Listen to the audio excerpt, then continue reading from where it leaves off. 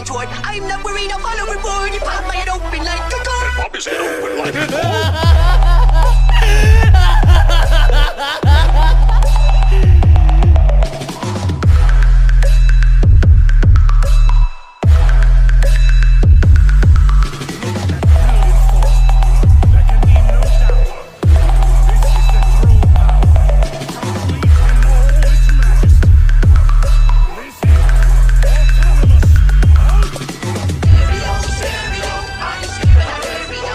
इस एपिसोड की स्टार्टिंग में हम देखते हैं वही मिस्टीरियस कैरेक्टर। वो मिस्टीरियस कैरेक्टर अब इनकी बैटल सिर्फ देख नहीं रहा था, वो सोचता है मुझे इस बैटल के अंदर जाना चाहिए। अगर ये ऐसे ही लड़ते रहे तो वाकई में ये शायद से मेरा ये डायमेंशन भी तोड़ ही देंगे। कामोही डायमेंशन काफ़ी ज़्यादा इंटेंस है, पर फिर भी उसके भी टूटने के चांस बन जाते हैं, जैसे कि टाइमलाइन भी टूटती है।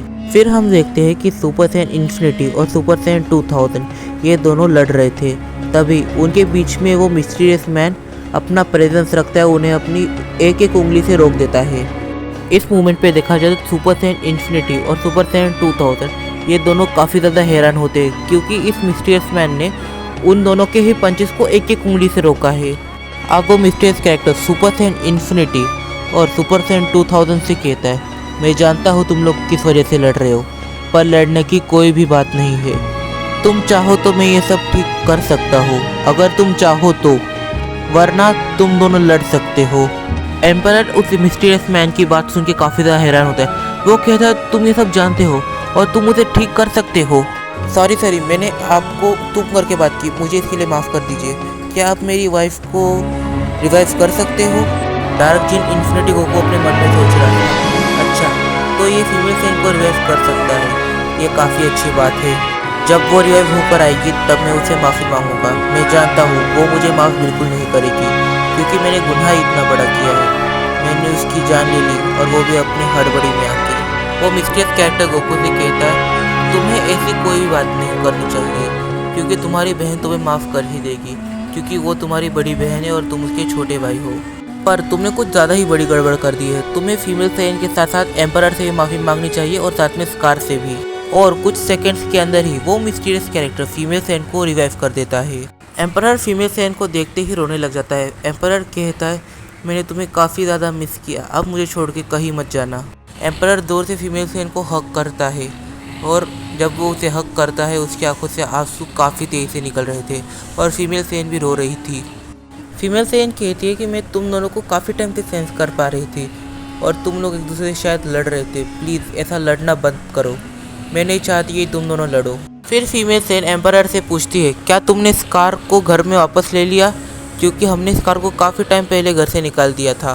फिर गोकू फीमेल सैयन के पास आता है और माफ़ी मांगता है कि जो कुछ उसने किया वो सब पैनिक में हो गया था। गोकू भी रोने लग जाता है, क्योंकि उसने अपने हाथ से ही अपनी बड़ी बहन को ख़त्म कर दिया था। फिर वो मिस्टीरियस कैरेक्टर आकाश में एक पोर्टल ओपन कर देता है और सबसे कहता है अब तुम यहाँ से जा सकते हो। फीमेल सैयन कहती है कि मैं तुमसे कभी नाराज़ नहीं थी, पर तुम जो भी करते तो हमें बता के करते। देखो हम बाकी कॉस्मिक गॉड्स की तरह बिल्कुल नहीं है, एकदम इमोशनलेस। हमारे अंदर भी इमोशंस होते हैं। एम्परर गोकू से कहता है जो तुमने गलत चीज़ें करी है मैं उसे ठीक कर देता, मेरे लिए कोई ज़्यादा बड़ी बात नहीं थी। अभी हमें यहाँ से चलना चाहिए, क्योंकि यहाँ पे काफ़ी सारी प्रॉब्लम्स खड़ी हो चुकी है। तुम्हारी और मेरी वजह से काफ़ी सारे टाइमलाइन डिस्ट्रॉय हो चुके हैं, हमें उन टाइमलाइन का भी देखना होगा। जब वो पोर्टल से बाहर आ रहे थे तो पोर्टल के ठीक आगे वन बिलो ऑल खड़ा था। वन बिलो ऑल अंदर के उस मिस्टीरियस कैरेक्टर को देखकर कहता है ये तो फादर है। ये बात सुनते ही प्रेजेंस कहता है क्या कहा फादर? क्या उन्होंने इनके काम में दखलंदाजी करी है? हम होते तो हम इसे सॉल्व नहीं कर पाते, फादर है तो फादर ने इन्हें आराम से सॉल्व कर दिया। फिर जब वो पोर्टल बंद होता है तब एम्परर रियलाइज़ करता है कि उसने काफ़ी बड़ी गलती कर दी है। उसने उस मिस्टीरियस कैरेक्टर से उसका नाम नहीं पूछा। उस मिस्टीरियस कैरेक्टर ने 2 कॉस्मिक बीन को अपने एक एक उंगली से रोका है, ना केवल रोका है बल्कि एक कॉस्मिक बीन को रिवाइव किया है। ये कैसे पॉसिबल है? वो कैरेक्टर आखिर कितना ज़्यादा पावरफुल था? तभी गोकू उड़ के स्कार के पास आता है और कहता है नेफ्यू मुझसे एक बहुत बड़ी गलती हो गई, प्लीज़ मुझे माफ़ कर दो।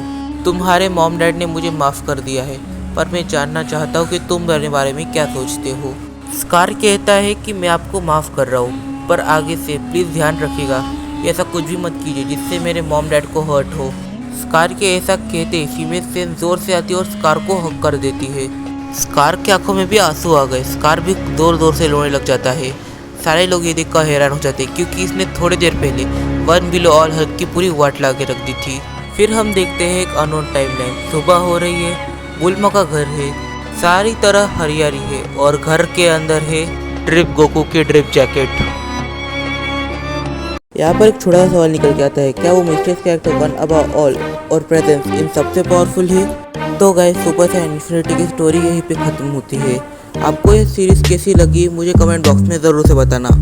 और मैं ड्रिप गोकू की सीरीज स्टार्ट करूँ उससे पहले ही बता दूँ कि ड्रिप गोकू की सीरीज इसी मिस्टीरियस कैरेक्टर के इर्द गिर्द घूमने वाली है, जैसे कि गोकू के घूमती है। पर यहाँ पे एक सवाल ये निकल के आता है कि बुल्मा के पास ड्रिप जैकेट कर क्या रही है? हाँ, और ड्रिप गोकू की सीरीज की शुरुआत नई सीरीज से चालू होने वाली है। आई होप आपको मेरी ये सीरीज पसंद आई हो, तो वीडियो को कर दिया लाइक और चैनल को कर दिया सब्सक्राइब। आई होप आपको मेरी दूसरी सीरीज भी पसंद आए। फिर हम देखते हैं सुपर सैयन इन्फिनिटी ने फाइनली रेवन को ढूंढ लिया था, इतने करोड़ टाइमलाइंस के अंदर भी।